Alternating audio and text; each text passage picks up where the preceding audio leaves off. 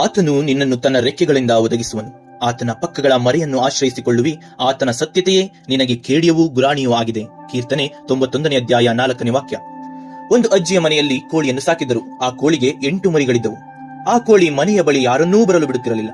ಹೀಗಿರುವಾಗ ಒಂದು ನಾಯಿ ಆ ಕೋಳಿ ಮರಿಗಳನ್ನು ತಿನ್ನಲು ಹೊಂಚು ಹಾಕುತ್ತಿತ್ತು. ಆದರೆ ಕೋಳಿ ಮಾತ್ರ ಮರಿಗಳನ್ನು ಬಿಟ್ಟು ಎಲ್ಲೂ ಹೋಗುತ್ತಿರಲಿಲ್ಲ. ಒಂದು ಸಾರಿ ಕೋಳಿಯು ಅಜ್ಜಿಯ ಮನೆಯ ಮುಂದಿದ್ದ ಜಾಗದಲ್ಲಿ ಕೋಳಿ ಮರಿಗಳನ್ನು ಓಡಾಡಲು ಬಿಟ್ಟು ಅವುಗಳ ಹಿಂದೆ ಹೋಗುತ್ತಿತ್ತು. ಒಂದು ಮರಿ ಮಾತ್ರ ಕೆಳಗೆ ಬಿದ್ದಿದ್ದ ತರಕಾರಿ ಚೂರುಗಳನ್ನು ತಿನ್ನಲು ಅಲ್ಲೇ ನಿಂತಿತು. ಇದನ್ನು ನೋಡಿದ ನಾಯಿ ನಿಧಾನವಾಗಿ ಕೋಳಿ ಮರಿಯ ಬಳಿಗೆ ಬರುತ್ತಿತ್ತು. ತಾಯಿ ಕೋಳಿಯು ತನ್ನ ಮರಿಗಳಲ್ಲಿ ಒಂದು ಮರಿಯೂ ಇಲ್ಲದನ್ನು ನೋಡಿ ಹಿಂದೆ ತಿರುಗಿತು. ನಾಯಿಯು ತಿನ್ನಲು ಬರುತ್ತಿರುವುದನ್ನು ನೋಡಿ ರೋಷದಿಂದ ತನ್ನ ರೆಕ್ಕೆಗಳನ್ನು ಚಾಚಿ ಜೋರಾಗಿ ಕೂಗುತ್ತಾ ಓಡಿತು. ನಾಯಿಯು ತಕ್ಷಣ ಓಡಿ ಹೋಯಿತು.